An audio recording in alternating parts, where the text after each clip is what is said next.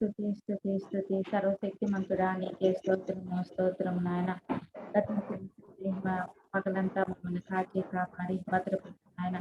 సాయంకాల సమయం వరకు నీ రెక్కల నీడలో మిమ్మల్ని భద్రపరిచినందుకు వందనాలు, స్తోత్రాలు తండ్రి. గతించిన బుధవారం నుంచి నాయన ఇంతవరకు మమ్మల్ని కాచి కాపాడి భద్రపరిచినందుకు వేలాది వేల కోట్ల వందనాలు, స్తోత్రాలు తండ్రి.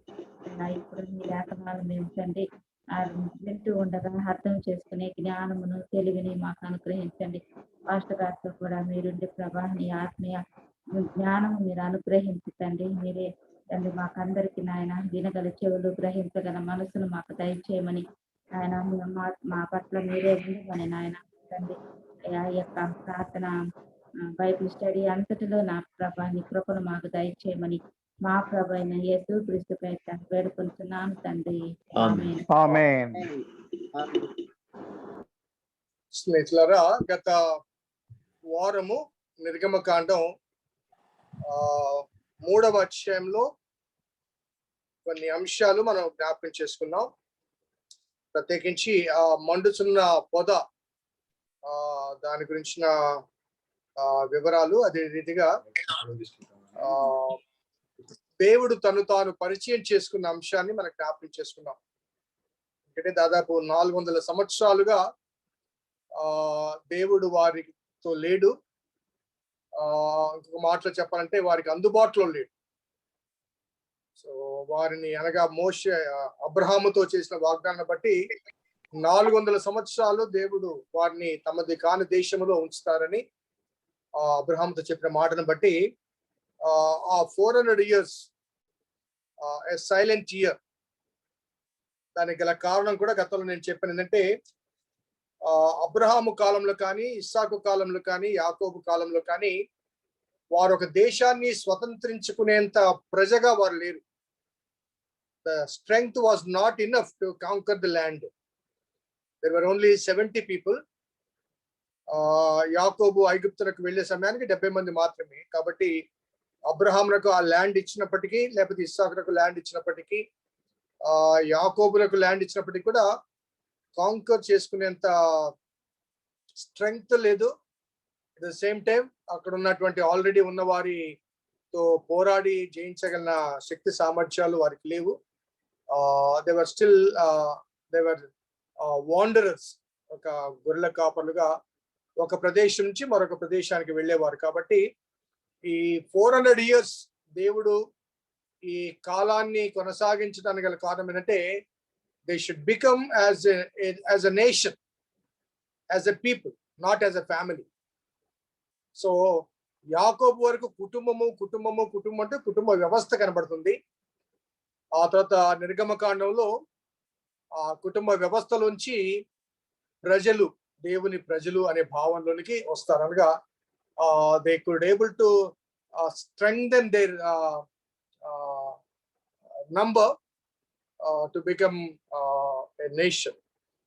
At the same time, Old Testament లో జెనసిస్ లో గాడ్ వాజ్ అ విజిటర్. అనగా అబ్రహాముతో మాట్లాడి వెళ్ళాడు, ఇస్సాకుతో మాట్లాడి వెళ్ళాడు, యాకోబుతో మాట్లాడి వెళ్ళాడు, యోసేపు నాకు తోడుగా ఉన్నాడు. కానీ స్టేషనరీగా వారితో లేడు ఆయన. సో జెనసిస్ లో మనకు కనిపించే దేవుడు, he was a visitor. He comes on different occasions and speaks to the people and warns them and goes. Whereas Exodus lo God travels with them. God was no more a visitor. He stays with them. So kabatti ఈ విషయాన్ని కూడా మనకు జ్ఞాపకం చేసుకోవాలి. మూడో విషయం ఏంటంటే ఆది కాండంలోని విషయాలు దేవుడు డిక్టేట్ చేశాడు మోషేకి. And Moses was not an eyewitness to the events which are happened in the book of Genesis. So God was narrating the issues and Moses was listening and rewriting ఒక మాట చెప్పాల్సి వస్తే. Whereas Exodus events ki Moses a direct witness. నిర్గమకాండం కానీ, లేవి కాండం కానీ, సంఖ్యాకాండం కానీ ఆ మాటకు వస్తే ద్వితీయోపదేశ కాండ. కానీ ఈ 4 పుస్తకాల్లో ఉన్న అంశాలకు మోషే ప్రత్యక్ష సాక్షి. సో ఈ డిఫరెన్సెస్ మనము తప్పనిసరిగా when we are transiting from Genesis to Exodus, ఈ డిఫరెన్సెస్ ప్రాముఖ్యంగా మనం తెలుసుకోవాలి. ఒకటి, God was a visitor in the Genesis, but in the Exodus onwards, God stays with them, God travels with them. అలాగే Genesis events కి Moses was not an eyewitness, but exodus నుంచి onwards Deuteronomy వరకు Moses was an eyewitness. So ఆ content అనేది మోషేకు బాగా పరిచయం అయింది. ఆ విషయాన్ని కూడా మనం జ్ఞాపకం చేసుకోవాలి. అలాగే మొదటి 2 అధ్యాయాల్లో దేవుడు మోషే జన్మించడం కానీ, మోషేను తీసుకుని వెళ్ళి ఫరో ఇంట్లో 40 years ఉంచడం కానీ, ఆ తర్వాత 40 years తర్వాత మరలా ఆయన మిద్యాను అరణ్యానికి పారిపోవడం, అక్కడ 40 సంవత్సరాలు గడిపాడు. 40 సంవత్సరాల తర్వాత అనగా when he was 80 years of world, దేవుడు మండుచున్న పొద దగ్గర ప్రశ్నిస్తాడు, లేకపోతే ఆయన కనిపిస్తాడు, సంభాషిస్తాడు. సో ఇక్కడ మోషే 40 సంవత్సరాల వయస్సులో ఆయన ఐగుప్తు విడిచి మిద్యాను అరణ్యానికి వెళ్ళినప్పుడు మోసెస్ హ్యాడ్ ఎ క్వశ్చన్, ఒక ప్రశ్నతో వెళ్ళాడు.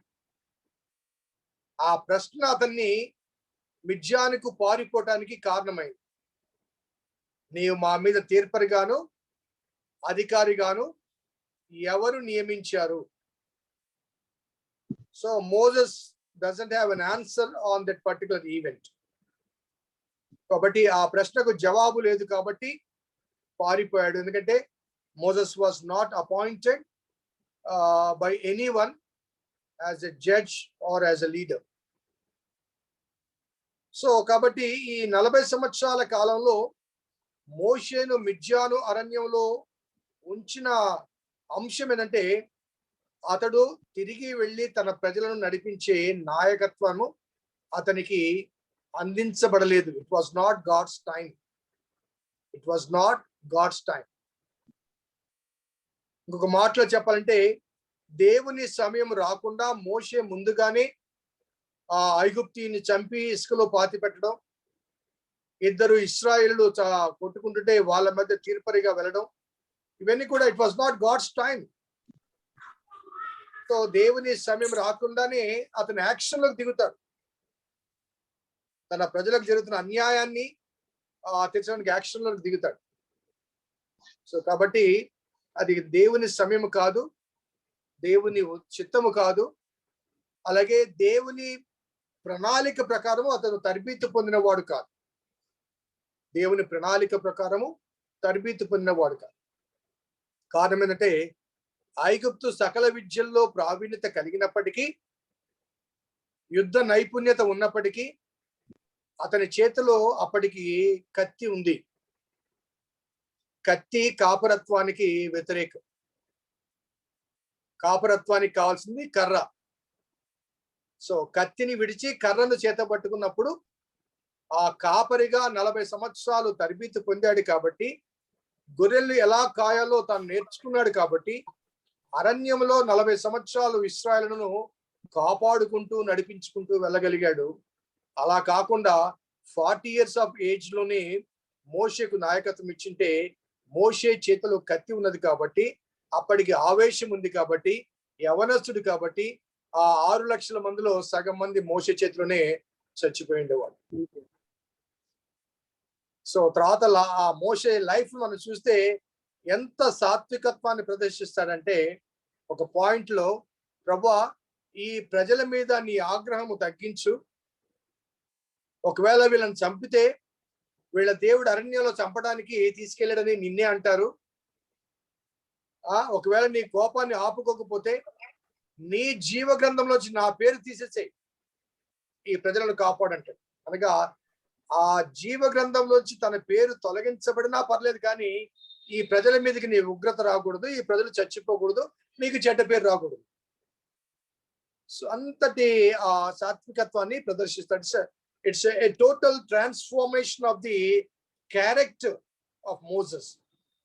అది మనకు కనబడుతుంది. God's appointed time.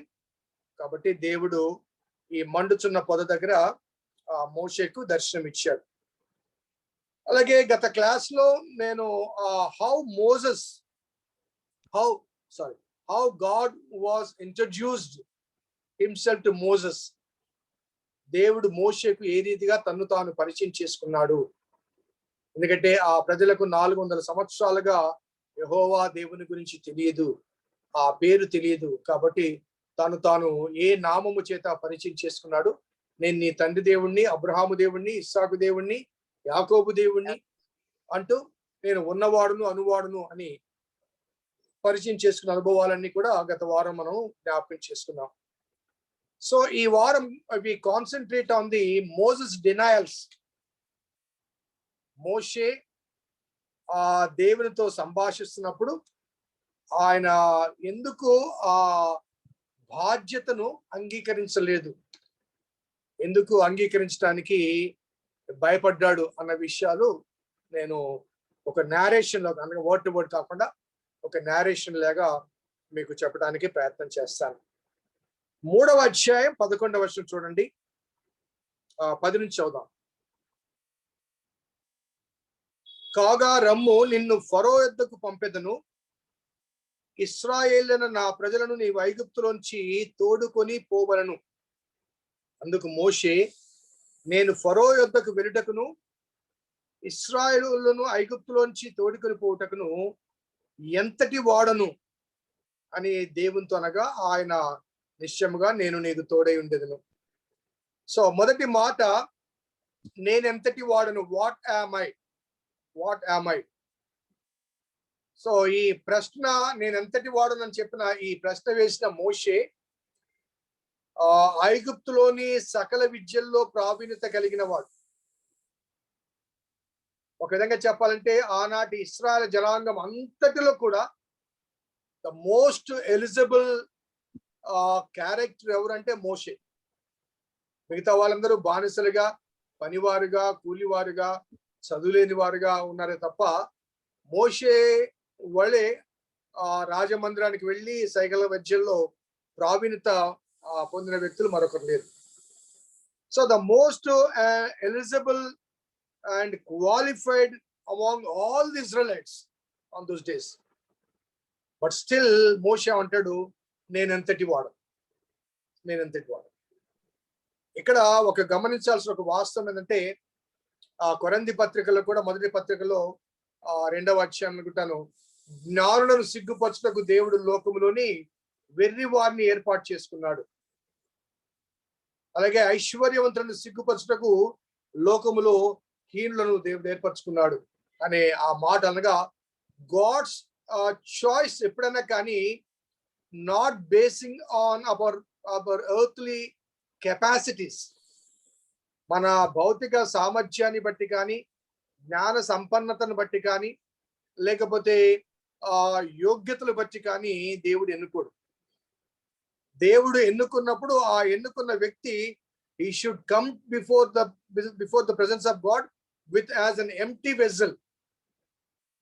నేనెంతటి వాడును, వాట్ యామ్ ఐ అన్నప్పుడు ఇదిగో అంటూ దేవుడు ఆ గ్యాప్ ఫిల్ చేస్తాడు. అలా కాకుండా హియర్ ఐ యామ్, నేను ఇదిగో, నాకు ఈ యోగ్యత ఉంది, ఈ విద్యలో నైపుణ్యత ఉంది, yes I am eligible for the leadership అని అంటే దేవుని యొద్ద నుంచి మనకు ఎటువంటి లేకపోతే యోగ్యతలు కానీ శక్తి సామర్థ్యాలు కానీ రావు. దేవుడు అటువంటి వారిని, అనగా సెల్ఫ్ బోస్టింగ్. ఈనాటి సంఘాల్లో కూడా చాలా వరకు భౌతిక సంబంధమైన ఒక మంచి ఉద్యోగస్తులు ఉన్నారనుకోండి, గవర్నమెంట్ లో మంచి ఆఫీసర్ ఉంటే తీసుకొచ్చి సంఘంలో ప్రెసిడెంట్ గా చేస్తారు, లేకపోతే సెక్రటరీగా చేస్తారు. సో ఎక్స్టర్నల్ ఎబిలిటీస్ లేకపోతే సోషలాజికల్ ఎబిలిటీస్ నేపథ్యంలో సంఘాల్లో వారిని నాయకులుగా పెట్టినప్పుడు వారి వల్ల కలిగేది ఏంటంటే వాళ్ళు సంఘములో కూడా కాపరి మీద కానీ లేకపోతే సంఘం మీద కానీ తమ ఆధిపత్యాన్ని చలాయించడానికి, తమ జ్ఞానాన్ని, తమ వివేకాన్ని, తమ ఆస్తి ఐశ్వర్యాలను చూపించడానికి ప్రయత్నం చేస్తుంటారు. ఈనాడు చాలా మెగా చర్చెస్, హైదరాబాద్ లో కొన్ని మేజర్ చర్చెస్ ఉన్నాయండి. ఆ చర్చెస్ లో ఉన్న డిస్ప్యూట్స్ కి మెయిన్ రీజన్ ఏంటంటే సబ్మిసివ్నెస్ లేదు, ఆ హంబుల్నెస్ లేదు, ఆ మీక్నెస్ లేదు, ఆ తగ్గింపు లేదు. సో దేవుని చేత మోషే ఎన్నుకున్న చూచిన ఆ లక్షణాలు ఈనాటి నాయకత్వపు అనుభవాల్లో ప్రతి నాయకుడు దేవుని చేతిలో పాత్రగా వాడబలంటే ఫస్ట్ ఫండమెంటల్ ఇష్యూ లేకపోతే క్వశ్చన్, ప్రభా నేనెంతటి వాడిని, అప్పుడు ఇదిగో నేను ఇంతటి వాడిని చేస్తానంటూ God will equip us. God will equip us, not basing our intellectual ability కానీ లేకపోతే కెపాసిటీ కానీ. సో చాలా చక్కని ఆ మాట మోషే నాయకత్వాన్ని దేవుడు నువ్వే అని చెప్పడానికి గల కారణంలో మొట్టమొదటి ప్రశ్న నేనెంతటి వాడు. ఈ ప్రశ్నలో మరొక భావన కూడా ఉందంటే, ఐగుప్తులోంచి నేను పారిపోవటానికి గల కారణం నిన్నెవడు తీర్పతిగా నియమించాడు, నిన్నెవడు నాయకుడిగా నియమించాడు అంటే పారిపోయి వచ్చాను.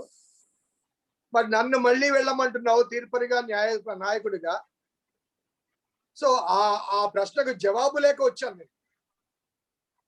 So I need an answer. ఇప్పుడు నేను మళ్ళీ వెళ్తే అదే ప్రశ్న వేస్తే నాకు జవాబు లేదు. సో ఈ మోషే డినైల్ చేయడానికి ఒక reason. At the same time ఆ ప్రజల గురించి మోషేకు బాగా తెలుసు. అనగా ఇశ్రాయేలు ప్రజలను నడిపించడానికి మోషే ఎందుకు నేను ఎంతటి వాడని అన్నాడు అంటే, even after having many qualifications అనడానికి కాదంటే, ఇశ్రాయేలు ప్రజలు ఆనాడు ఒక ప్రజగా లేరు. They are not as a nation, the scattered slaves. At the same time వారు అందరూ బానిసలు కాబట్టి బానిసలలో స్వతహాగా పిరికితనం ఉంటుంది. వారందరూ కలిసి వారు ఆ మాపును కలుసుకొని ఒక యాజిటేషన్ చేద్దామంటే వారెవరు రారు. యజమాని దగ్గరికి ఎరా మీరందరూ కలిసి ఏదో గ్రూప్ తయారు చేస్తారంటే లేదు అని అంటారు.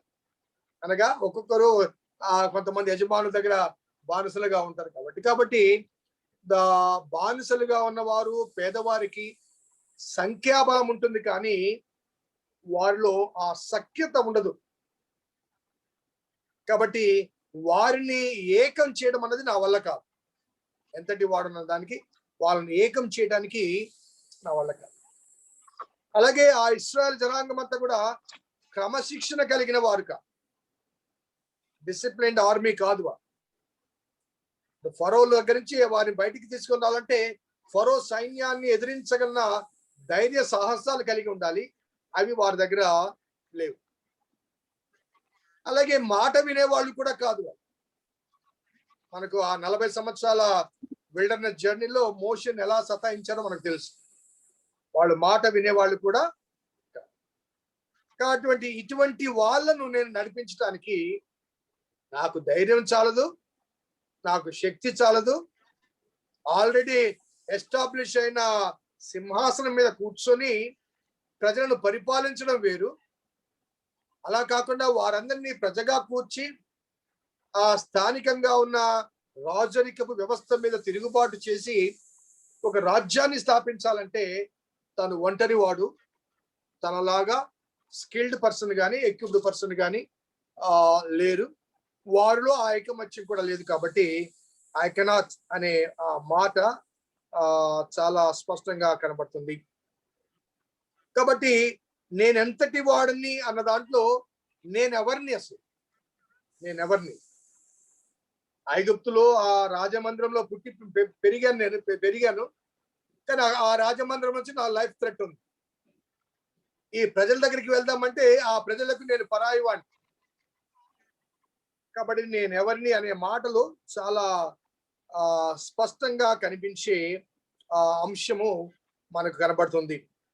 అలాగే 12వ వచనంలో దానికి జవాబుగా దేవుడు చెప్పిన మాటలు జ్ఞాపకం చేస్తుంటే ఆయన నిశ్చయముగా నేను నీకు తోడయుందును, నేను నిన్ను పంపితునని ఇది నీకు సూచన. నీవు ఆ ప్రజలను ఐగుప్తులోంచి తోడుకొని వచ్చిన తర్వాత మీరు ఈ పర్వతం మీద దేవుని సేవించెదరు. సో మొదటి ప్రశ్న కాగానే దేవుడు చెప్పిన మాట ఏంటంటే, నేను నీకు తోడై ఉంటాను,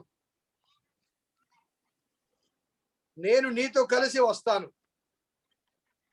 అనగా మోషే నీవెంతటి వాడు అన్నావు, కానీ నీకు ఆ ప్రజలను నడిపించే సమస్త శక్తి సామర్థ్యాలు జ్ఞాన వివేకాలు అనుగ్రహించడానికి నేనే స్వయంగా నీతో వస్తాను, నేనే స్వయంగా నీతో వస్తాను, నేను నీకు తోడుగా ఉన్నా అంటే అక్కడ మోషే ఒక ఫండమెంటల్ క్వశ్చన్ వేస్తాడు. చూడండి 13వ వచనం, చిత్తగించుము, నేను ఇశ్రాయేలు దగ్గరికి వెళ్ళి వారిని చూచి మీ పితరుల దేవుడు మీ యొద్దకు నన్ను పంపినని వారితో చెప్పగా వారు ఆయన పేరేమి అని అడిగినట్లా వారితో నేను ఏమని చెప్పగలను అంటాడు. అనగా నేను నీతో, అనగా వాడుక భాషలో మనం మాట్లాడిస్తే నేను నీకు తోడుగా వస్తానంటే అసలు నువ్వు ఎవరో నాకు తెలియదు కదయ్యా, వారు పోయి ఏం చెప్పమంటే వాళ్ళకి, అసలు నువ్వు వస్తా అన్నావు బాగానే ఉంది, నువ్వెవరో మాకు తెలియదే, నీ పేరే తెలియదే, నీ గురించి ఏం చెప్పమంటావు, నీ గురించిన ప్రీవియస్ ఎక్స్పీరియన్సెస్ మాకు లేవు. ఆ ఎక్స్పీరియన్స్ ఉన్న అబ్రహాము, ఇస్సాకు, యాకోబులందరూ 400 సంవత్సరాల క్రితమే గతించారు. ఈ 400 years లో నీతో మాకున్న ఎటువంటి రిలేషన్షిప్ లేదు. నువ్వు వస్తా అన్నా అసలు నీ పేరేంటి, నీ పేరేంటి, నీ గురించి ఏమని చెప్పమంటావు? సో మోషే అడిగిన ప్రశ్నలు చాలా వరకు ఆ తర్వాత కాలంలో ప్రజలకు కానీ నేటి కాలంలో మనకు కానీ ఒక జవాబు దయచేస్తుంది. సాధారణంగా మనము ఏదైనా సమస్యకు వెళ్ళినప్పుడు దేవుడు తోడుగా ఉన్నాడు, దేవుడు తోడుగా ఉన్నాడు, దేవుడు తోడుగా ఉన్నాడు అని జనరలైజ్ చేసి మాట్లాడుతుంటాం. దేవుడు తోడుగా ఉన్నాడు, దేవుడు చూసుకుంటాడమ్మా, దేవుడు కాపాడుతాడు అని మేము కూడా మాట్లాడుతుంటాం. కానీ హూ ఇస్ దట్ గాడ్, ఎవరాయన అనే ఆ ప్రశ్న మనం వేసుకో. సో నేను తోడుగా ఉన్నాను అనగానే నువ్వెవరు? సో నాన్ క్రిస్టియన్స్ దగ్గర కూడా మనం వెళ్ళినప్పుడు వాళ్ళ కష్టాలున్నప్పుడు అయ్యా ప్రార్థన చేయండి అన్నప్పుడు వాళ్ళు ఏమంటారు తెలుసా? యేసయ్యకు ప్రార్థన చేయండి అంటారు తప్ప దేవునికి ప్రార్థన చేయండి అని అడగరు. నాన్ క్రిస్టియన్స్ ఎప్పుడు కూడా యేసయ్యకు ప్రార్థన చేయండి అంటారు తప్ప, మీ యేసయ్యకు ప్రార్థన చేయండి అంటారు తప్ప మీ దేవునికి ప్రార్థన చేయండి అన్నారు. సో ఆ డిఫరెన్స్ మనం గమనించాలి. సో కాబట్టి నేను నీకు తోడుగా వస్తానంటే నువ్వెవరు, నీ పేరేంటి? సో ద ఫస్ట్ టైం ఈ ఇశ్రాయేలు ఒక జనాంగముగా తయారైన తర్వాత దేవుడు తన పేరును ఆయన మోషేకు పరిచయం చేస్తాడు. నీ పేరేమంటే అక్కడ చూడండి, నేను ఉన్నవాడను అనువాడనై ఉన్నానని మోషేతో చెప్పాను, మరియు ఆయన ఉండునను వాడు నీ యొద్దకు నన్ను పంపానని నీవు ఇశ్రాయేలుతో చెప్పవలను.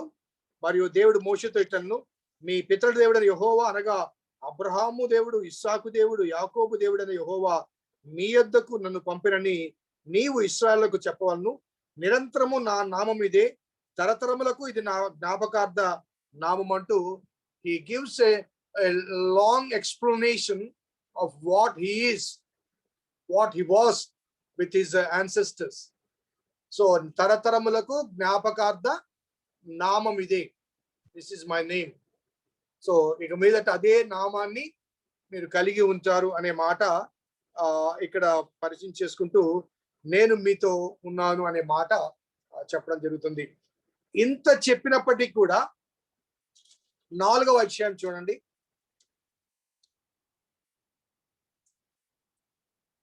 4వ అధ్యాయం 1వ వచనంలో, అందుకు మోషే చిత్తగించుము, వారు నన్ను నమ్మరు, నా మాట వినరు, యెహోవా నీకు ప్రత్యక్షము కాలేదందురు అని ఉత్తరం ఇయ్యగా. సో ఇంతగా దేవుడు తన గురించి ఎక్స్ప్లెయిన్ చేసినప్పటికీ కూడా వారు నన్ను నమ్మరు, నా మాట వినరు. వినరు అనేది మనకు బాగా తెలుసు. ఇశ్రాయేల్ జనాంగం మాట వినేవాళ్ళు కాదు. దేవుడే స్వయంగా వారు మెడవంచని జనాంగము అనే మాటలు తర్వాత కాలంలో వాడతాడు ఆయన. వారు వినరు, నా మాట నన్ను నమ్మరు.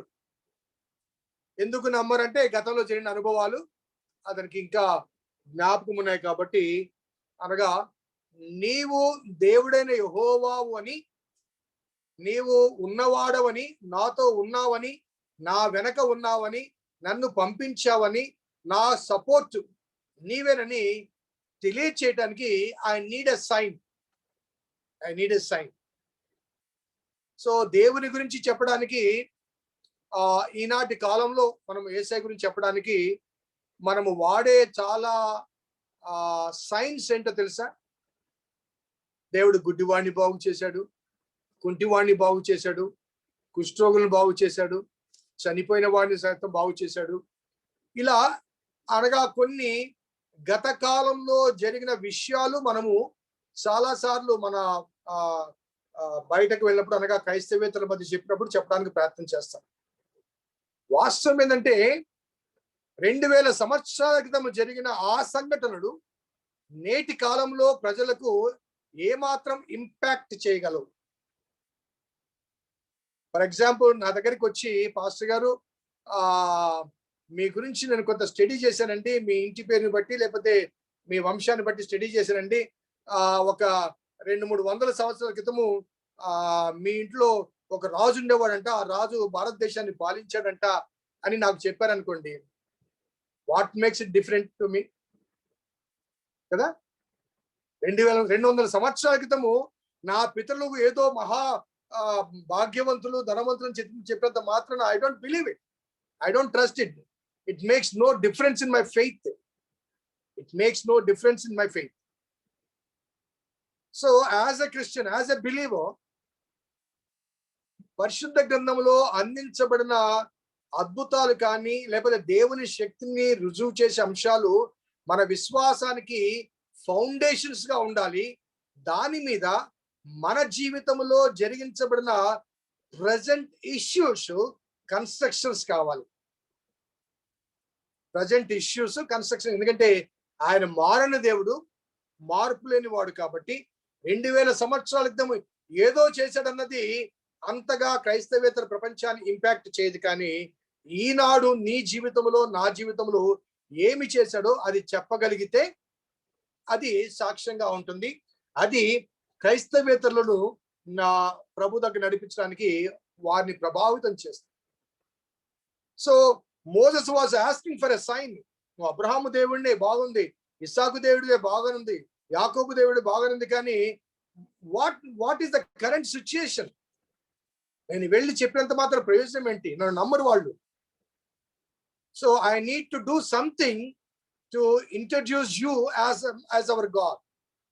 నా దేవునిగా నిన్ను పరిచయం చేయడానికి నాకు ఒక సైన్ కావాలి, ఒక సూచన కావాలి. సో చాలా క్రిటికల్ సంభాషణలు వారి మధ్య జరుగుతాయి. So finally Moses required some evidence are to prove to show that God has sent him, దేవుడు నన్ను పంపించాడు అని చెప్పడానికి కొన్ని సైన్స్, కొన్ని సూచనలు, లేకపోతే కొన్ని ప్రూఫ్స్, ఒక విధంగా చెప్పాలంటే కొన్ని ప్రూఫ్స్ మోషే వాక్య భాగంలో అడుగుతున్నట్లుగా కనబడుతుంది. సో అప్పుడు దేవుడు 2వ వచనంలో, యెహోవా నీ చేతిలోనిది ఏమిటి అని అతను అడగగా, అందుకు అతడు కర్ర అనను. అప్పుడు ఆయన నేలను దాన్ని పడవేయమనను. అతడు దాన్ని నేల పడవేయగానే అది పామాయను. మోషే దాని నుండి పారిపోయిన. అప్పుడు యెహోవా నీ చేయి చాపి దాన్ని తోక పట్టుకొనమనగా అతడు చేయి చాపి దాన్ని పట్టుకొనగానే అది అతని చేతిలో కర్రగా ఆయను. ఆయన దాని చేత వారు తమ పితరుల దేవుడని యెహోవా అనగా అబ్రహాము దేవుడు, ఇస్సాకు దేవుడు, యాకోబు దేవుడు నీకు ప్రత్యక్షమాయనని నమ్ముదురు ఆయను.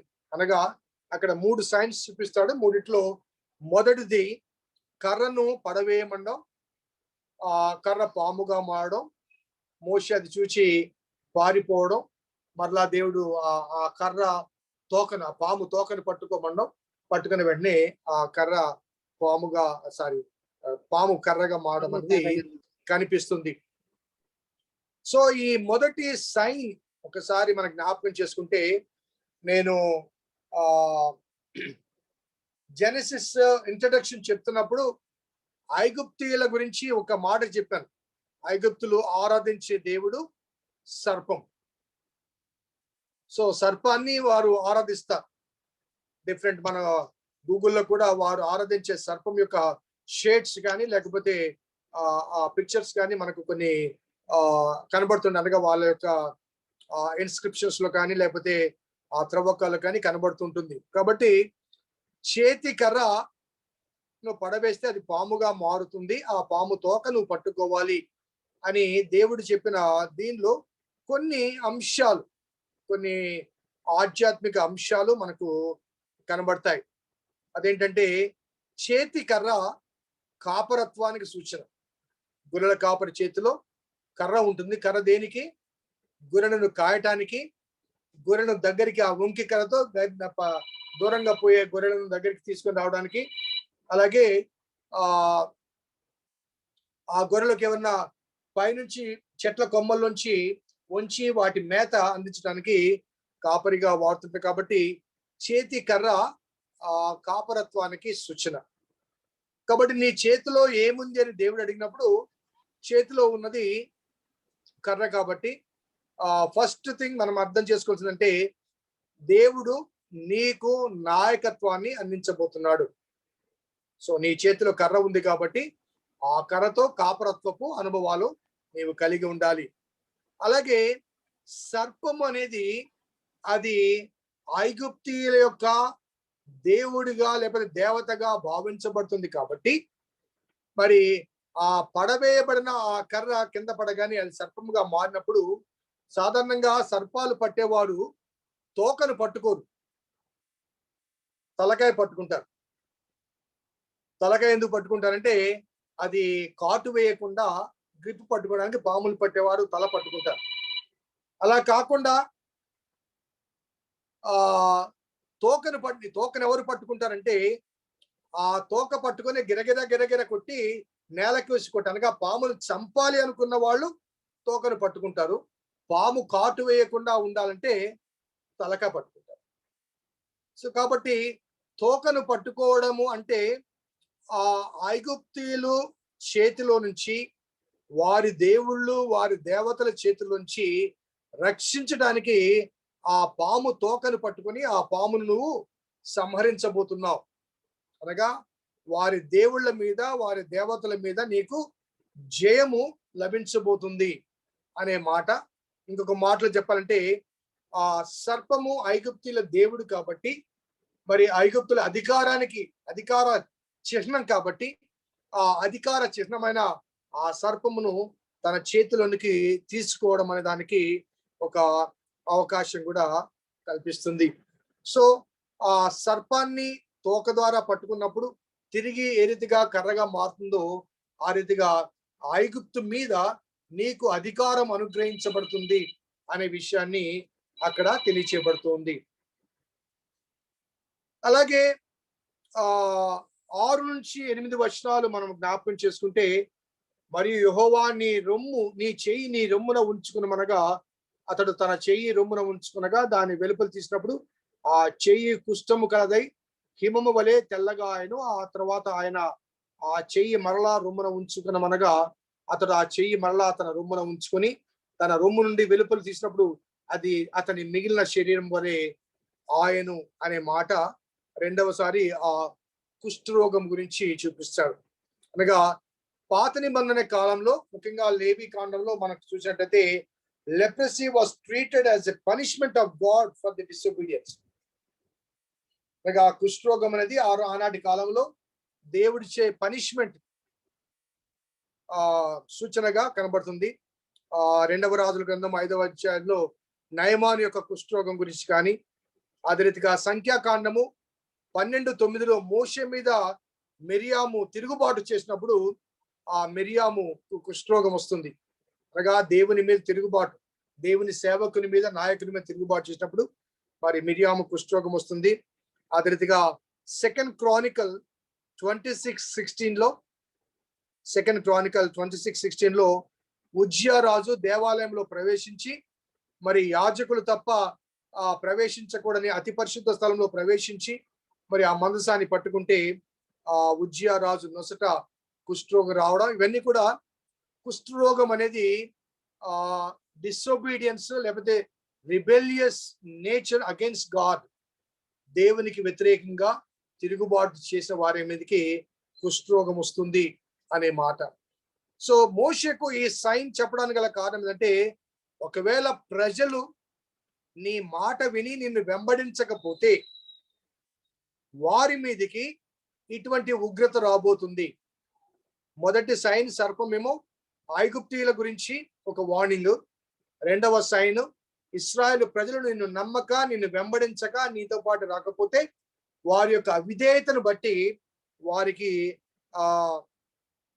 ఆ మాట ఆ రీతిగా జరుగుతుంది అనే విషయాన్ని రెండవ సైన్ చూపిస్తారు.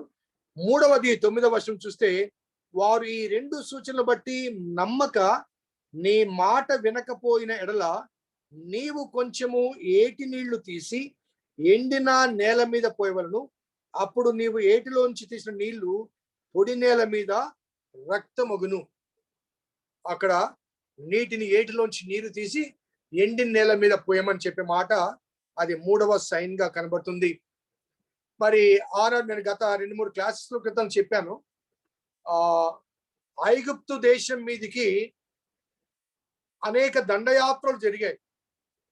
అనేక మంది అందరూ యోసేపు కాలంలో కూడా హిక్సాస్ రాజులు దండయాత్ర చేసి వస్తారు.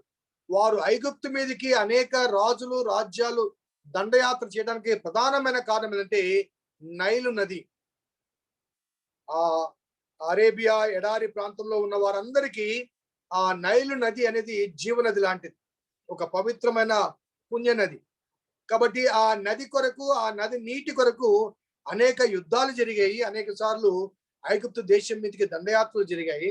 కాబట్టి ఆ ఐగుప్తు నదిలోని జీవనదిగా భావించబడే తమ త్రాగునీటికి కానీ సేద్యానికి కానీ పనికొచ్చి ఆ నీటిని తీసి నేల మీద పోస్తే ఆ నీరు రక్తంగా మారితే ఏమవుతుందంటే the most prosperous land in the country of Egypt ఏమవుతుంది, పనికి రానిది అవుతుంది. కాబట్టి ఐగుప్తు యొక్క ప్రాస్పరిటీ కానీ, ఐగుప్తు యొక్క సిగ్నిఫికెన్స్ కానీ, లేకపోతే ఐగుప్తు యొక్క ఐడెంటిటీ కానీ నైలు నది అనేది లేకపోతే, ఆ నది నీరు పనికి రాకపోతే, ఆ నది నీరు త్రాగటానికి వ్యవసాయానికి పనికి రాకపోతే వారు మరి ఐగుప్తు యొక్క ఔన్నత్యత దెబ్బతీస్తుంది. కాబట్టి అది కూడా మూడవ సూచనగా అక్కడ అందించడం జరుగుతుంది. అలాగే ఇవన్నీ చెప్పిన తర్వాత కూడా మరలా 10వ వచనం చూడండి. అప్పుడు మోషే, ప్రభువా, ఇంతకు మునుపైనను నేను నీ దాసునితో మాట్లాడినప్పుడైనను మాట నేర్పరిని కాదు, నేను నోటి మాంద్యము నాలిక మాంద్యము గలవాడనని యెహోవాతో చెప్పగా, యెహోవా, మానవులకు నోరిచ్చిన వాడెవడు, మూగవాన్నే కానీ చెవిటివాన్నే కానీ దృష్టి గలవాడిని గుడ్డివాణ్ణి కానీ పుట్టించిన వాడెవడు, యెహోవానైన నేనే కదా. కాబట్టి వెళ్ళుము, నేను నీ నోటికి తోడయుండి నీవు ఏమి పలకవలసింది నీకు బోధించదనని చెప్పెను. మరొక కాన్వర్జేషన్, దాంట్లో మోషే తన యొక్క ఫిజికల్ డిజబిలిటీ ఎక్స్ప్రెస్ చేస్తూ ఆయన మాట వాడంటే, నేడు మాట నేర్పరిని కాదు, నేను నోటి మాంద్యము కలవాడను, నాలిక మాంద్యము కలవాడను. అనగా ఇంగ్లీష్ భాషలో స్లో ఆఫ్ స్పీచ్ అనే మాట కూడా అక్కడ కనబడుతుంది. అనగా దీన్ని బట్టి చాలా మంది స్టామరింగ్ అనే మోషే స్టామరింగ్ కలిగిన వాడు, సరిగా మాట్లాడలేదు, కొద్ది నత్తి ఉంది అని కొంతమంది భావిస్తూ వచ్చారు. కానీ వాస్తవానికి అది సత్యం కాదు. యాక్చువల్గా మోషే మాట్లాడడం కారణం అంటే, నేను నోటి మాంద్యం మాట నేర్పరిని కాదు. ఫస్ట్ థింగ్ ఏంటంటే మాట నేర్పరిని కాదు. ఆ మాట చెప్పడానికి గల కారణం అంటే, మోసెస్ 40 సంవత్సరాలు ఐగుప్తులోని రాజమందిరంలో పెరిగాడు. ఈజిప్షియన్ స్కిల్స్ లో అతడు నేర్పరి. అపోస్తుల కార్యం 7:22లో స్టెఫెను ప్రసంగంలో కూడా మాట వాడతాడు, ఐగుప్తు సకల విద్యలందును మాటలందును కార్యములందును ప్రావీణుడై ఉండెను. ఐగుప్తు సకల విద్యల్లో, మాటల్లో, కార్యములో ప్రావీణ్యుడై ఉండెను. నేను మరలా చెప్తాను, ఐగుప్తు సకల విద్యల్లో, మాటల్లో, కార్యములందు ప్రావీణ్యుడై ఉండెను. కాబట్టి నత్తివాడు కాదు. కానీ అక్కడ వాడిన మాట, నేను మాట నేర్పరిని కాదు అనే మాట చెప్పడానికి గల కారణం ఏంటంటే, అతడు ఐగుప్తులో ఫరో ఇంట్లో పెరిగాడు కాబట్టి యూదా భాష, హెబ్రీ భాషలో అతనికి నేర్పరత్వం లేదు, పటుత్వం లేదు. ఒక ఎగ్జాంపుల్ నేను గతంలో కూడా ఒకసారి చెప్పుంటాను. మన పిల్లలు కొన్నిసార్లు అమెరికా లాంటి విదేశాలకు వెళ్తారు. వెళ్ళిన తర్వాత కొంతకాలము ఒక 5-6 years అంతా అక్కడ చదువుకొని మరలా ఇండియాకి వస్తారు. ఇండియాకి వచ్చినప్పుడు వారు తెలుగు ఎలా మాట్లాడతారు? ఒక 5-10 ఏళ్ళు అక్కడ ఉన్నారు, ఇండియాకి వస్తారు, వాళ్ళ తెలుగు ఎలా ఉంటుంది చెప్పండి? సో ఆ ఫ్లో ఉండదు వారికి. అలాగే మనం ఏమైనా తెలుగులో మాట్లాడుకుంటే వాట్ ఇస్ సేస్ అంటే మనం మాట్లాడేది కూడా వాళ్ళకి అర్థం కాదు. ఎందుకంటే వాళ్ళు అక్కడ పెరిగిన ఎన్విరాన్మెంట్ కానీ, వారు నేర్చుకున్న భాష కానీ. కాబట్టి ఐగుప్తు సకల విద్యల్లో, మాటల్లో, కార్యంలో ప్రావీణ్యత కలిగిన వాడే కానీ హీబ్రూ భాషలో అతనికి పటుత్వం లేదు. హీబ్రూ భాష అతనికి ఫ్రీగా రాదు.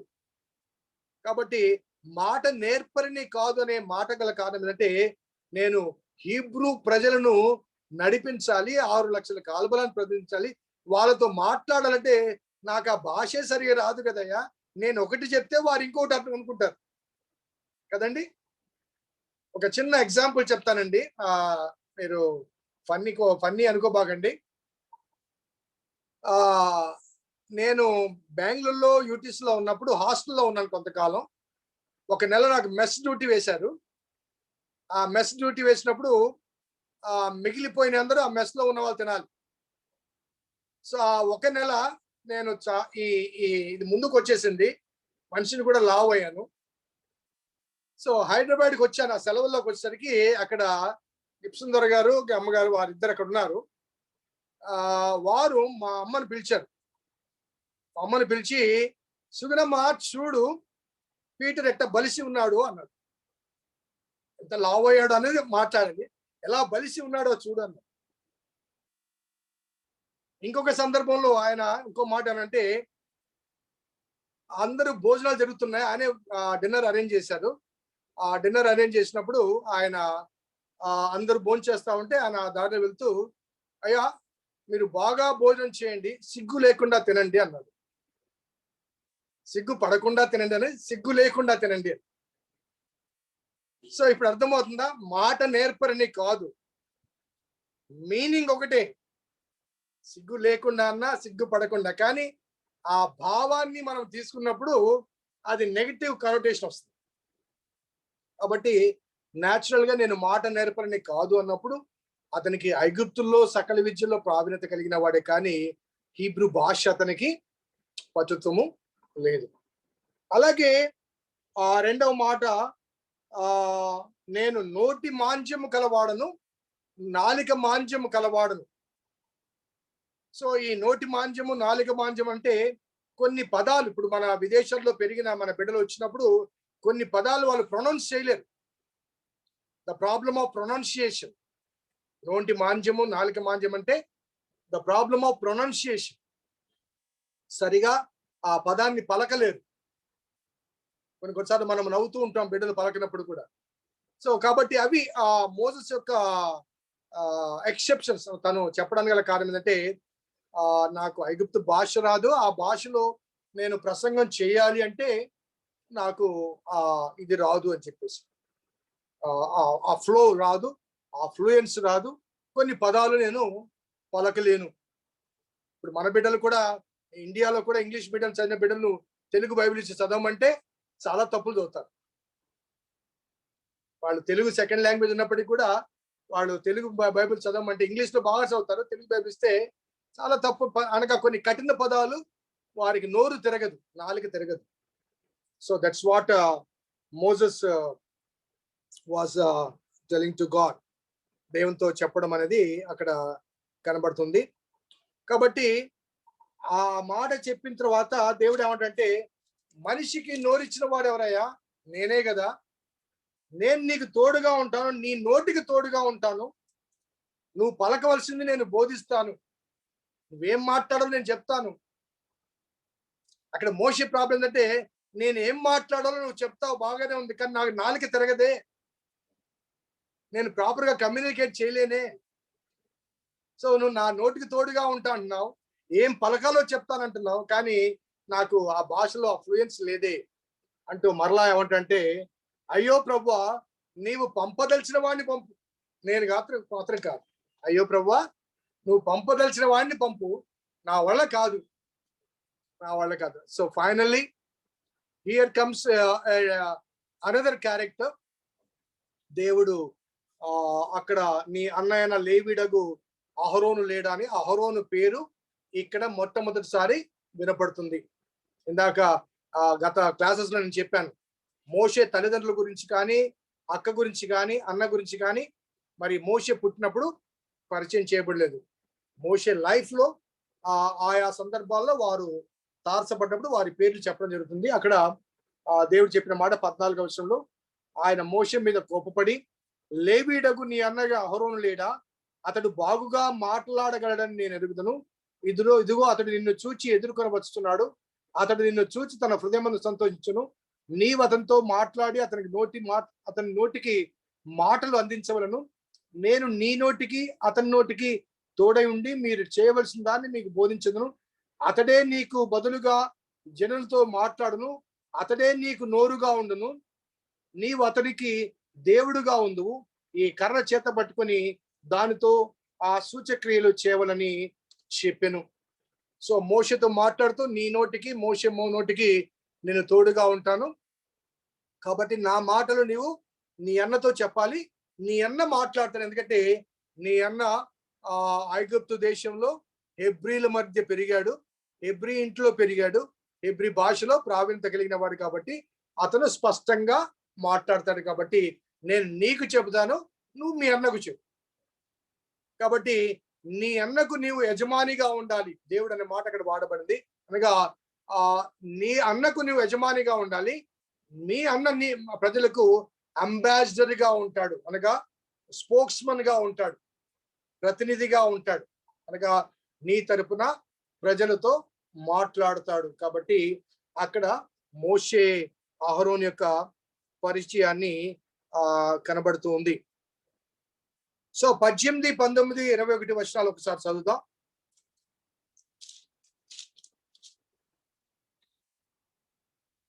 అటు తర్వాత మోషే బయలుదేరి తన మామ అయిన ఇత్రో యుద్ధకు వచ్చి తిరిగి వెళ్ళి, సెలవైన ఎడలా నేను ఐగుప్తులో ఉన్న నా బంధువుల యుద్ధకు మరలా పోయి వారింకా సజీవులై ఉన్నారేమో చూచెదరని అతనితో చెప్పగా, ఇత్రో క్షేమంగా వెళ్ళమని మోషే తనను. అంతట యెహోవా, నీ ప్రాణమును వెదకిన మనుషులందరూ చనిపోయిరి గనుక ఐగుప్తునకు తిరిగి వెళ్ళుమని మిద్యానులో మోషేతో చెప్పగా, మోషే తన భార్యను తన కుమారులను తీసుకుని గాడిద మీద ఎక్కించుకుని ఐగుప్తునకు తిరిగి వెళ్ళను. మోషే దేవుని కర్రను తన చేతి పట్టుకొని వెళ్ళను. అప్పుడు యెహోవా మోషేతో ఇట్లనెను, నీవు ఐగుప్తునందు తిరిగి చేరిన తర్వాత చేయుటకు నేను నీకు ఇచ్చిన మహత్కారం నన్ను ఫరో ఎదుట చేయవలను సుమి. అయితే నేను అతని హృదయమును కఠినపరచదును, అతడు ఈ జనులను పోనీయడు అని మోషేకు మరలా దేవుడు కమిషన్ ఇవ్వడం అనేది కనబడుతుంది. సో మోషే దేవునితో ఆ మండుచున్న పొద దగ్గర కాన్వర్జేషన్ అయిపోయిన తర్వాత మామ దగ్గరికి వచ్చి పర్మిషన్ తీసుకుంటాడు. ఎందుకంటే భార్య బిడ్డలను పంపించాలి కాబట్టి, 40 సంవత్సరాలు అక్కడ ఉన్నాడు కాబట్టి మరి వెళ్ళటానికి మామకు ఇట్లా నా దేవుడు నన్ను కనిపించాడు, నాకు ఒక బాధ్యత అప్పగించాడు, ఇవన్నీ చెప్తే మరి ఇత్రో మిద్యానీయుడు కాబట్టి ఇవన్నీ కూడా ఆయన అంగీకరించే అవకాశం లేవు. కాబట్టి నా వాళ్ళు ఇంకా బతికున్నారా లేదో ఒకసారి చూసొస్తాను అని చెప్పడం జరుగుతుంది. దేవుడు స్వయంగా కనిపించి, నిన్ను చంపాలనుకున్న వారందరూ కూడా చచ్చిపోయారు. అనగా అప్పుడు మోషే పారిపోయినప్పుడు ఉన్నటువంటి ఐగుప్తు రాజు సేతి వన్ అప్పటికి చనిపోయాడు. తర్వాత రామ్సేస్ II అనే కింగ్ రాజరికంలోకి వచ్చాడు. ఒక విధంగా చెప్పాలంటే మోషేకు అతను బ్రదర్ ఇన్ లా అవుతాడు ఒక మాటలో చెప్పాలి. ఎందుకంటే మోషే ఫరో కుమార్తె యొక్క అడాప్టెడ్ సన్, ఈ రామ్సెస్ అనేవాడు సేతి యొక్క కుమారుడు కాబట్టి మేనమామ అయ్యే అవకాశాలు కనిపిస్తున్నాయి. So what ever it may be. So అక్కడికి వెళ్ళడము, మోషేను వెతికిన వారందరూ కూడా చనిపోయారు అని చెప్పడము, అదే రీతిగా నేను ఫరో హృదయాన్ని కఠినపరుస్తాను అంటాడు దేవుడు. నువ్వు వెళ్ళి నా ప్రజలను పోనిమ్మని నువ్వు చెప్పాలి, కానీ అతడు పోనీయడు, నేనే కఠినపరుస్తాను. ఆ మాట చెప్పడానికి గల కారణం ఏంటంటే 5వ అధ్యాయంలో ఒకసారి చూడండి. 5వ అధ్యాయం మొదటి భాగంలో మోషే ఫరో దగ్గరికి వెళ్ళినప్పుడు, ఇశ్రాయేలు దేవుడైన యెహోవా అరణ్యములో నాకు ఉత్సవము చేయడని నా జనులను పోనిమ్మని ఆజ్ఞాపించుచున్నాడనిరి. ఫరో నేను అతని మాట విని ఇశ్రాయేలును పోనించుటకు యెహోవా ఎవడు? నేను యెహోవాను ఎరుగను, ఇశ్రాయేలును పోనీయను. యెహోవా ఎవరు? యెహోవాను ఎరుగను, నేను వాడిని పంపించు. కాబట్టి దేవుడు ఫరో హృదయాన్ని కఠినపరచడానికి గల కారణం ఏంటంటే God wants to introduce what he was to the king of Egypt. ఐగుప్తు రాజుకు తాను ఎవరో పరిచయం చేయడానికి మరి ప్రయత్నం చేసినట్టుగా మనము గమనించవచ్చు. సో ఈ సందర్భంలో మనం గమనిస్తే మరి దేవుడు ఎందుకు కఠినపరచడానికి ఒక రీజన్ ఏంటంటే ఫరో కానీ ఐగుప్తు ప్రజలకు కానీ యెహోవా దేవుడు మరి ఎటువంటి వాడో తెలియచేయటానికి ఒక రీజను. ఇంకొకటి ఏంటంటే టు టేక్ ద రివెంజ్. 400 సంవత్సరాలు వీరిని ఎంత కఠినపరిచారో మరి దాన్ని చూపించడానికి. అట్ ద సేమ్ టైం మూడవది ఏంటంటే ఇశ్రాయేలు ప్రజలు ఐగుప్తు దాటి బయటికి వచ్చిన తర్వాత ఆ అరణ్య ప్రదేశంలో ప్రయాణం చేసినప్పుడు అనేక రాజ్యాలు ప్రజలు వీరికి ఎదురుపడతారు. ఆ ఎదురుపడ్డ వారు వీరిని బాధించకుండా వేధించకుండా, అమ్మో వీరు సామాన్యులు కాదండి, వీరి దేవుడు ఇటువంటి వాడు అని చెప్పడానికి ఒక సాక్ష్యం. మనము తర్వాత అధ్యాయాల్లో ఆ విషయాన్ని కూడా తెలుసుకుంటాం. వారు ఇశ్రాయేలు ప్రజలు రానివ్వరు, ఎందుకంటే ఆ దేవుడు మహాదేవుడు అండి, గొప్ప దేవుడు అండి అని చెప్పేసి రానివ్వరు. కాబట్టి దేవుడు అక్కడ ఫరో హృదయాన్ని కఠినపరుస్తాడు. ఇక్కడ ఒక సడన్ గా ఒక అంశాన్ని ఈ వాక్య భాగంలో దాన్ని ఏమంటారంటే చొప్పించడం జరుగుతుంది. అదేంటంటే 22 నుంచి 23 నుంచి ఇశ్రాయేలు నా జ్యేష్ఠ కుమారుడు, నన్ను సేవించడం నా కుమారుని పోనిమ్మని నేను ఆజ్ఞాపించను, వాని పోని పంపనోళ్ళ ఇదిగో నేను నీ కుమారుని నీ జ్యేష్ఠ పుత్రుని చంపెదని యెహోవా సెలవిచ్చునని అతనితో చెప్పాను. అతడు పోవు మార్గములో సత్రములో యెహోవా అతను ఎదుర్కొని అతని చంపచూడగా సిప్పోరా వాడిగల రాయి తీసుకొని తన కుమారునికి సున్నతి చేసి అతని పాదముల యుద్ధ అది పడవేసి, నిజముగా నీవు నాకు రక్త సంబంధమైన పెనిమితి అయితివెనను. అంతటా ఆయన అతన్ని విడిచెను. అప్పుడు ఆమె ఈ సున్నతిని బట్టి నీవు నాకు రక్త సంబంధమైన పెనిమిటివి అయితివి అని చెప్పడం అనేది కనబడుతుంది. సడన్ గా ఈ సర్కంసిషన్, మరి దేవుడు ఒక కమిషన్ ఇచ్చాడు. ఆ కమిషన్ కు విధేయత వ్యక్తపరిచి మరి మోషే వెళ్తున్నాడు. ఆ వెళ్తున్న సమయంలో మోషేను దేవుడు చంపచూడడం ఏంటి? ఆ సమయంలో మరి సిప్పోరా తన కుమారునికి సున్నతి చేయడం ఏంటి? ఆ సున్నతి చేసిన తర్వాత దేవుడు తన ఉగ్రతను ఆపుకోవడం ఏంటి? ఇవన్నీ కూడా కొన్ని థియోలాజికల్ ప్రశ్నలు. సడన్ గా ఈ వాక్య భాగాన్ని ఇక్కడ ఎందుకు ఇంట్రడ్యూస్ చేయాల్సి వచ్చింది? ఈ వాక్య భాగం యొక్క అవసరం ఉందా? దేవుడు పొమ్మన్నాడు, వెళ్ళాడు. వెంటనే ఫరో రాజరిక వ్యవస్థలో లేకపోతే రాజుగారి దగ్గర మోషే అహరోను మాట్లాడాలి. సడన్ గా ఈ సర్కంసిషన్ అనే ఈ అంశాన్ని ఎందుకు తీసుకొని రావాల్సి వచ్చింది అన్నదానికి మనము బ్యాక్గ్రౌండ్ ఒకసారి ఆలోచిద్దాం. ఆదికాండం 17వ అధ్యాయంలో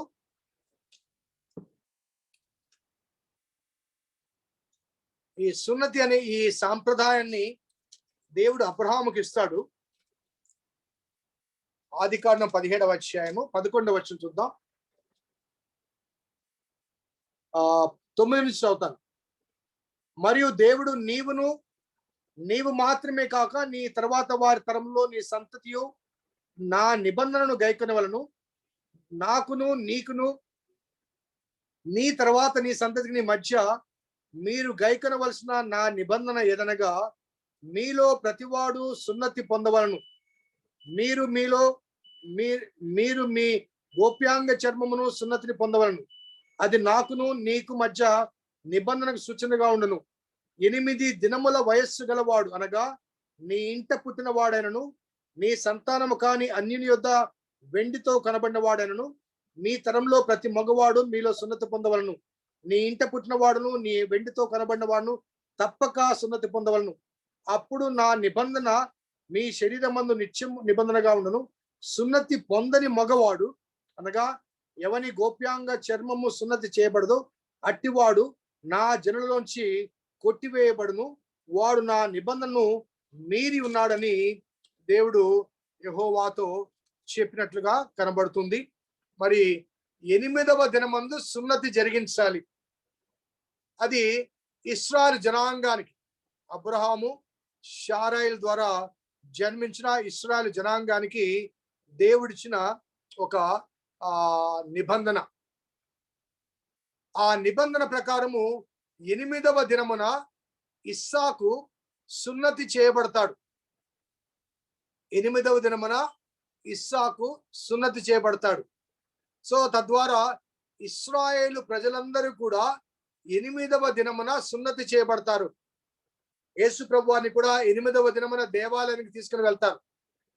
కొత్త నిబంధనలు లూకా సువార్తలో ఆ మాట మనకు కనబడుతుంది. అనగా all the Jewish male has to go for the circumcision on the 8th day of their birth. Whereas ఇక్కడ మోషే కుమారుడు సున్నతి చేయబడలేదు. ఎందుకంటే అతడు మిద్యానులో పెరిగాడు. మిద్యాను సాంప్రదాయాల మధ్య అతను కొనసాగుతూ ఉన్నాడు.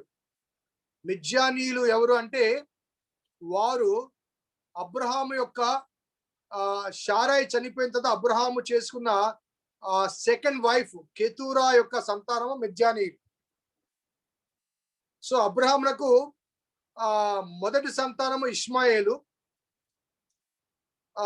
షారాయి ద్వారా ఇస్సాకు, ఆ తర్వాత కెతూరా ద్వారా చాలా మంది జన్మిస్తారు. వారిలో మిద్యానీయులు ఒకరు. సో చారిత్రాత్మకంగా గమనిస్తే ఈ మిద్యానీయులు ఇష్మాయిలీయులు ఇద్దరు కూడా అబ్రహాము ద్వారా బయటికి పంపించబడ్డారు. కాబట్టి వారిద్దరు కూడా స్నేహ సంబంధాలు కలిగి ఉన్నారు. ఇష్మాయేలీలు మిద్యానీయులు ఇద్దరు కూడా స్నేహ సంబంధాలు కలిగి ఉన్నారు. వారిద్దరి సాంప్రదాయాలు కానీ ఆచారాలు కానీ అన్ని కూడా సమానంగా ఉన్నాయి. మీ గతంలో యోసేపు వృత్తాంతం చెప్పినప్పుడు కూడా మిద్యానీయులు ఇష్మాయేలీయులు తీసుకుని వెళ్ళి యోసేపును అక్కడ అమ్మినట్టుగా, అనగా they are business point of వ్యూలో కానీ రిలేషన్ పాయింట్ ఆఫ్ వ్యూలో కానీ they are the two clans are going together అన్నమాట. కాబట్టి ఇశ్రాయేలు అనగా ఇస్సాకు సంతానం మాత్రమే 8వ దినమున సున్నతి చేయబడ్డారు. మరి మిద్యానీయులు ఇష్మాయిలు ఎప్పుడు సున్నతి చేయబడ్డారు అన్నదానికి 17వ అధ్యాయంలోని 24వ వచనం చూడండి. 23 చదువుతాను. అప్పుడు అబ్రహామును తన కుమారుని ఇష్మాయేలును తన ఇంట పుట్టిన వారందరిను తన వెండితో కనబడిన వారందరిను అబ్రహాము ఇంటి మనుషులు ప్రతివానికి పట్టుకుని దేవుడు తనతో చెప్పిన ప్రకారము ఆ దినమందే వారి వారి గోప్యాంగ చర్మము సున్నతి చేసెను. అబ్రహాము గోప్యాంగ చర్మము సున్నతి చేయబడ్డప్పుడు అతడు 99 ఏండ్ల వాడు. అతని కుమారుడైన ఇష్మాయేలు గోప్యాంగ చర్మము సున్నతి చేయబడ్డప్పుడు అతడు 13 ఏండ్ల వాడు. 13 ఏండ్ల వాడు. నాకు పూర్తిగా తెలియదు కానీ మరి ఈనాడు మరి మన ఇస్లామిక్ ట్రెడిషన్స్ ఉన్నటువంటి మరి సహోదరులు మరి 13వ సంవత్సరమున వారు సున్నతి చేసుకుంటారు. 8వ దినమున కాదు. కాబట్టి ఇస్మాయిలందరూ కూడా ఆ ఇస్మాయేలు 13వ సంవత్సరంలో మరి సున్నతి జరిగించుకున్నాడు. కాబట్టి ఇస్మాయిలును బట్టి ఇస్మాయిల్ వారసులందరూ కూడా 13th ఇయర్ ఆ ఇస్మాయిల్ యొక్క ట్రెడిషన్స్ ఫాలో అవుతున్న మిద్యానీయులు కూడా 13th ఇయర్ సర్కంసిషన్ కి వెళ్ళేవారు. వేరస్ ఇశ్రాయేలు 8వ దినమున చేయబడాలి. కానీ మోషే మిద్యానులో ఉన్నాడు కాబట్టి మిద్యాను ట్రెడిషన్స్ లో కొనసాగుతున్నాడు కాబట్టి 8వ దినమున మోషే కుమారుడు సున్నతి చేయబడలేదు. So when he was going to lead the people of Israel, అతని కుటుంబం కూడా ఇశ్రాయేలులో మమేకము కావాలంటే తప్పనిసరిగా మరి మోషే కుమారుడు సర్కంసైజ్ చేయబడాలి. బహుశా నేను అనుకుంటాను అనగా కొంతమంది పండితుల భావన ఏంటంటే ఈ విషయంలో తల్లి కాబట్టి మరి సిప్పోరాకు మోషేకు మధ్య కొంత తర్జన భర్జన జరిగి ఉండవచ్చు. మోషే సర్కంసిషన్ చేయాలి అని, లేకపోతే సిప్పోరా లేదు 13 సంవత్సరాల తర్వాత చేయొచ్చులని అలా తర్జన భర్జన జరిగి ఉండవచ్చేమో. మనకు కారణాలు మనకు తెలీదు. What ever it may be, దేవుడు అక్కడ మోషే చూడడం అనేది సిప్పోరాకు ఒక వార్నింగ్ అన్నమాట. తన సంతానము ధర్మశాస్త్రాన్ని పాటించకపోతే, మోషేకి అనుగ్రహించిన ఆ నిత్య నిబంధన సంబంధమైన సూచన పాటించకపోతే మరి అతని సంతానము ఇశ్రాయేలు నుంచి కొట్టివేయబడుతుందని అబ్రహాంతో చెప్పారు. కాబట్టి కొట్టివేయబడకుండా ఉండాలంటే సున్నతి జరిగించబడాలి. సున్నతి జరిగించబడాలంటే మోషేకు ఒక ప్రెజర్ కావాలి. ఆ ప్రెజర్ దేవుడు ఒక ఉగ్రత తన మీద చూపించాడని చాలా మంది పండితుల యొక్క భావన. కాబట్టి ఆ రీతిగా మోషే మరి తన కుమారునికి సున్నతి జరిగించడం, ఆ తర్వాత వారందరూ కలిసి మరి ఐగుప్తుకి వెళ్ళడం. మరి 5వ అధ్యాయం నుంచి ఐగుప్తు రాజుతో మోషే అహరోనుల యొక్క వేరియస్ ఎన్కౌంటర్స్ మనకు కనిపిస్తాయి. సో ఇది మోషే యొక్క డినయల్స్ యొక్క ఇష్యూ. మరి ఆ తర్వాత కాలంలో ఈ తెగుళ్ళ గురించి మనము రాబోయే క్లాస్ లో మనం జ్ఞాపకం చేసుకుందాం. ఎవరైనా ప్రార్థన చేస్తే క్లోజ్ చేద్దాం. రూతమ్మ ప్రార్థన చేస్తారా?